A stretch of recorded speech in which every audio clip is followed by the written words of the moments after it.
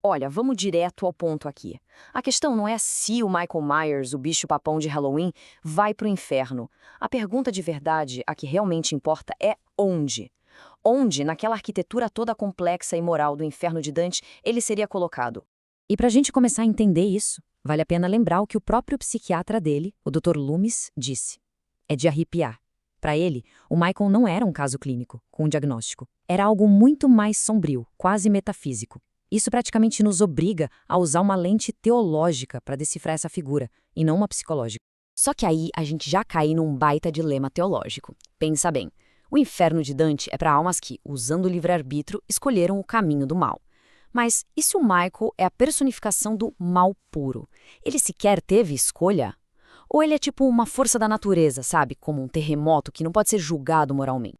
Bom, a própria filosofia por trás da obra de Dante nos dá uma resposta bem interessante para isso. Nessa visão, o mal não é uma coisa, uma substância, ele é a ausência do bem. É como a escuridão, que nada mais é do que a falta de luz. Então, pelo simples fato de Michael Myers existir, ele carrega em si o bem da própria existência. E é essa ironia que o torna, sim, passível de julgamento.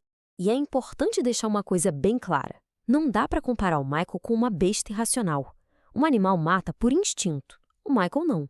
Ele é paciente, ele é um voyeur, ele encena suas vítimas. Aquela cena famosa dele colocando a lápide da irmã sobre um corpo, isso não é instinto. Isso é um teatro macabro, uma performance que prova que existe um intelecto ali.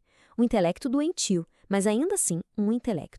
E essa inteligência perversa nos leva a um ponto central no sistema do Dante. Para ele, a fraude é um pecado pior que a violência. Por quê? Porque ela corrompe o dom divino da razão para enganar. E a própria humanidade do Michael Myers é uma grande fraude. Ele usa sua forma humana para se aproximar, para caçar. A existência dele em si é um ato de engano. Ok, então vamos começar a descer. Vamos fazer um processo de eliminação, passando pelos círculos do inferno e vendo onde ele claramente não se encaixa. A gente começa por cima, pelos pecados da paixão, da falta de controle. O segundo círculo, por exemplo, o da luxúria, é uma tempestade de paixão carnal, certo? A violência do Michael muitas vezes acontece ao redor da sexualidade dos adolescentes, mas ele mesmo é um ser totalmente assexuado. Ele observa, sim, mas seu olhar é de predador, não de desejo. Ele não é a tempestade de paixão, ele é a calmaria mortal que a precede. A mesma coisa vale para o quinto círculo, o da ira. As almas ali estão mergulhadas numa fúria cega, explosiva. O Michael não é assim. A violência dele é mecânica, silenciosa, eficiente.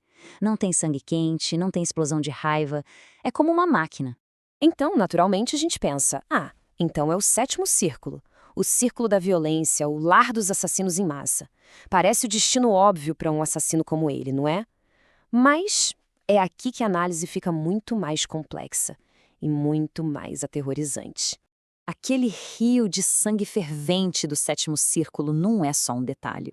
Ele simboliza o calor da paixão por trás da violência, o ódio, a ganância. Mas a violência do Michael não é quente.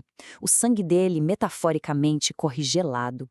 A chave para a alma dele não está na violência contra estranhos, mas em um ato muito mais sombrio e pessoal. Para desvendar o verdadeiro lugar do Michael no inferno, a gente precisa voltar no tempo. Precisamos ir até a origem de tudo, ao ato que o transformou no bicho-papão. Aos 6 anos de idade, ele assassinou a própria irmã Judith. E isso não foi um crime comum. Foi a quebra do laço mais sagrado que existe, o laço familiar. Esse ato é a semente de todo o mal que veio depois. E no inferno de Dante, claro, existe um lugar reservado para quem trai a própria carne e o próprio sangue. Um lugar mais profundo, mais frio e mais terrível que qualquer outro. É aqui, Michael Myers pertence a Caína, a primeira esfera do nono e último círculo do inferno. O nome Caína vem de Caim, o primeiro assassino de um irmão na história. É o destino reservado para os traidores de sua própria família. E no inferno de Dante, a punição nunca é aleatória. É a chamada justiça de contrapasso, onde o castigo é um espelho irônico do pecado cometido. Então, qual seria a punição perfeita, a justiça poética, para Michael Myers? Primeiro, é preciso entender que o nono círculo não é um mar de chamas como a gente geralmente imagina. É exatamente o oposto. É um deserto de gelo. O lago congelado de Cocyto é um reflexo perfeito da frieza que existia no coração dos traidores. E a justiça irônica é implacável. Pensa só, em vida, Michael era um movimento imparável, uma força da natureza. No inferno, ele se torna um objeto imóvel, congelado para sempre no gelo.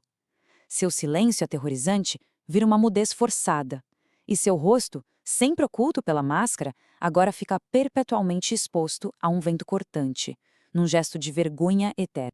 E a ironia final, talvez a punição mais cruel de todas, o voyeur supremo, aquele que aterrorizava apenas com o seu olhar, parado na escuridão, teria suas próprias lágrimas congeladas sobre os olhos, cegando-o para toda a eternidade.